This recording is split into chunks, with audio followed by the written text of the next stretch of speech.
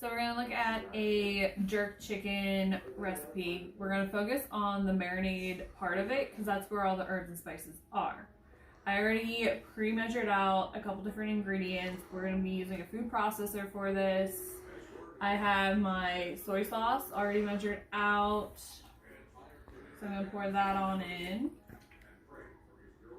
I have my lime juice measured out. Keep in mind that when you're using and measuring a liquid ingredient that you want to use a liquid measuring cup or the tablespoons or measuring spoons.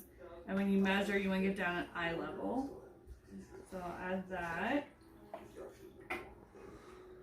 I also have measured out the brown sugar. Keep in mind with brown sugar, you want to press it down, so I packed it. It's all in here. Pop that in. My other brown sugar mixture. And before I get to our cutting part and going through some of the fresh herbs and spices and peppers, we're going to already measure out our other ingredients. So we have cinnamon, which we need half a teaspoon. So when I'm looking at my half teaspoon, I can go ahead the easiest instead of trying to shift it out, spit it out. You can just go ahead and scoop it. And there's my cinnamon. Use a dry paper towel. And I also need half a teaspoon of nutmeg. So once again, I'm going to just unscrew. And I'm going to get my half teaspoon. Now when it comes to this recipe, I am following it for how much is needed of each spice and herb and ingredients. But once you get more comfortable, you can always add your own, mix up how much you need. Now we're going to use the allspice and the black pepper. And you need 1 teaspoon each. That one's not big, so I'm going to go ahead and pour it, take a time. It's okay if it gets a little bit over with our spices. There's our pepper. And then allspice.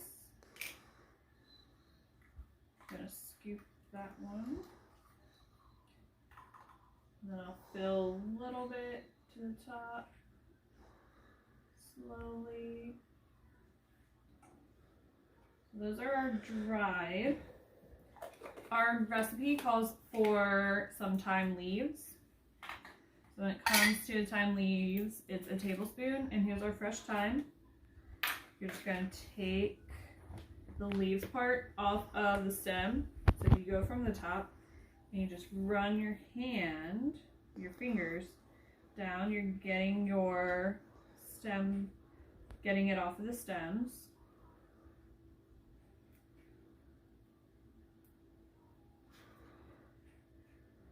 The stem part, when it comes to the farther out end, is not as rigid, so we can use that. Here's more. I'm just getting it off of the stem, putting them into my measuring spoon.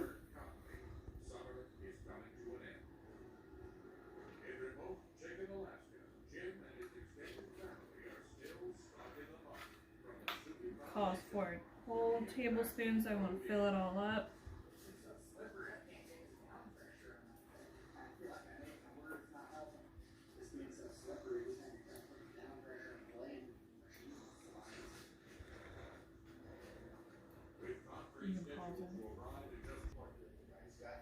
So we have the thyme. We're gonna shake it in. I'm spreading it, even though it's gonna be mushed together and put together. Now it's time for our other vegetables and herbs and spices. I do have my trash here. So I'm going to start with the garlic. When it comes to the garlic, you get a whole head of garlic. And then each little piece that's within it is a clove. in order to get ours, because ours calls for 2 cloves and smash, so you want to peel it. You want to get the peeling off. So I cut both ends off, and I'm using my fingers for peeling off the remainder part of the outside. That's one. Here's my second one. Looking where I'm cutting. Putting it into my trash bowl. Peeling it out. And then it called for just like small pieces.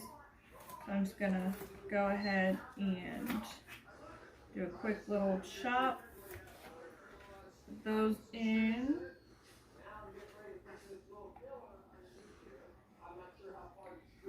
Same thing with this one. Quick little chopping of it. Put those pieces in. Now we have our green onions or scallions. You want to cut the very small part of the white part off. I'm just going to line them up. Have a little bit cut off. Put those ends into my trash bowl. Do the same with my other 2. And then our recipe calls for us to just take them and cut them into about 2-inch or so pieces. So I'm just going to line them up, hold them with my guiding hand, cut them one more time, and these get added in.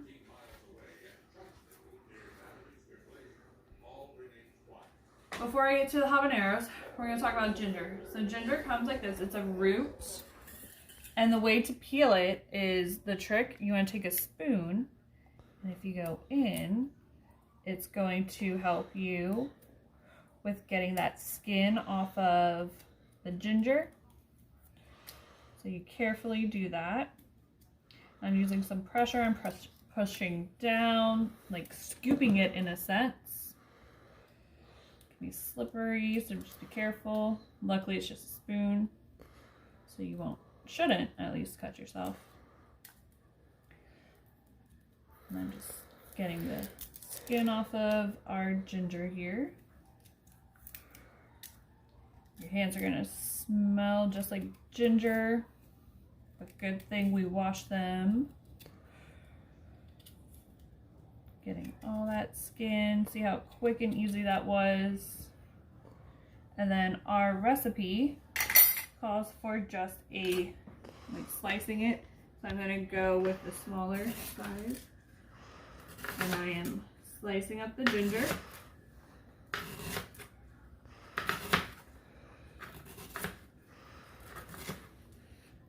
And some of these larger pieces I'm going to slice in half as well, just to help with the food processor part.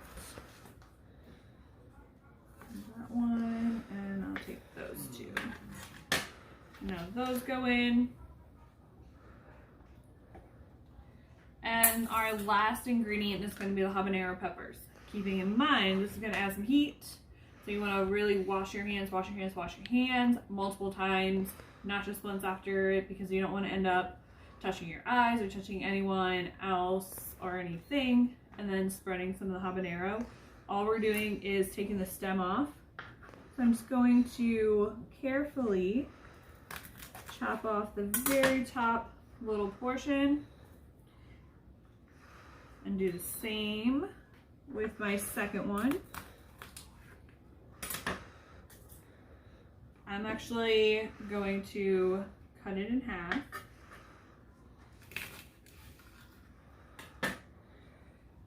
Before putting it in the food processor.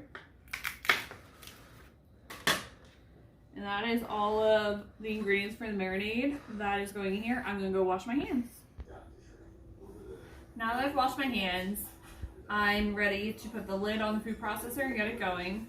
But as a little tip, you could always wear some gloves while you're cutting up the habaneros or anything else that's spicy.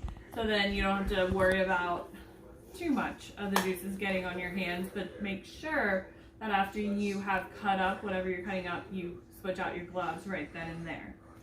Move my chicken over.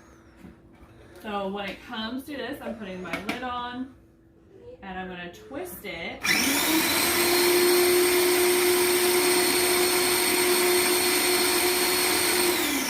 if you want to come and see, it's starting to chop it all up.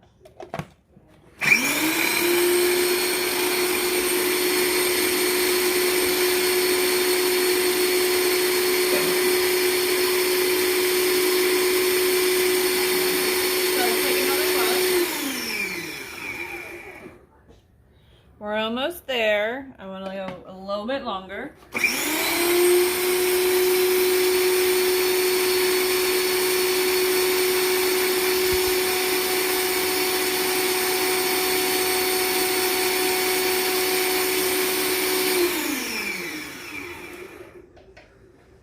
Now that I have my marinade ready to go, I'm going to take the food processor bowl out.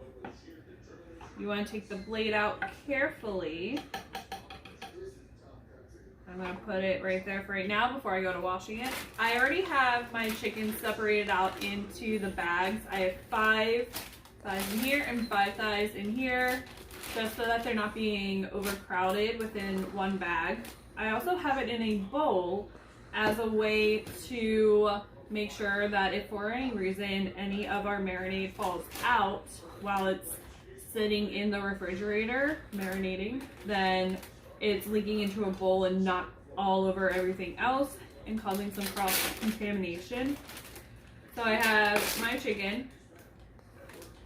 My big safety tip, food safety, is you should not rinse off your chicken or any of your meat before cooking it or doing anything to it, because once you are splashing it under the water, your water is going to be spreading any bacteria that's on it. So you want to make sure that you're not doing that. I already cut off some extra fat and skin that was on here. And since I have the 2 bags, I will separate to the best of my ability our marinade to be like half and half. So I'm slowly looking, pouring it in. Adding more and more. You can use a rubber scraper to get the rest out, and I'll do that shortly. When you have it, before you just seal it up, you want to make sure to mash it all over the chicken. I'm going to close just about all the way, get the air out, pull my bag up to get as much air out as possible, finish sealing it. And now I'm going to rub that marinade all over the chicken. So I'm getting all parts. The reason that we are marinating and you're going to have it in your fridge for at least 3 hours, you can go all the way up to a whole day, 24 hours. The longer it marinates, the more flavor is going to get onto our chicken. And our marinades also help with tenderizing while our chicken is cooking. After this time, that is where you will preheat your oven to 375 degrees. You will line a baking sheet with aluminum foil if you would like. You don't have to, but it helps with easier cleanup. Line them next to one another with a little bit of space between them. Then you'll put it in the preheated oven for about 45 to 50 minutes. And then you can serve your jerk chicken.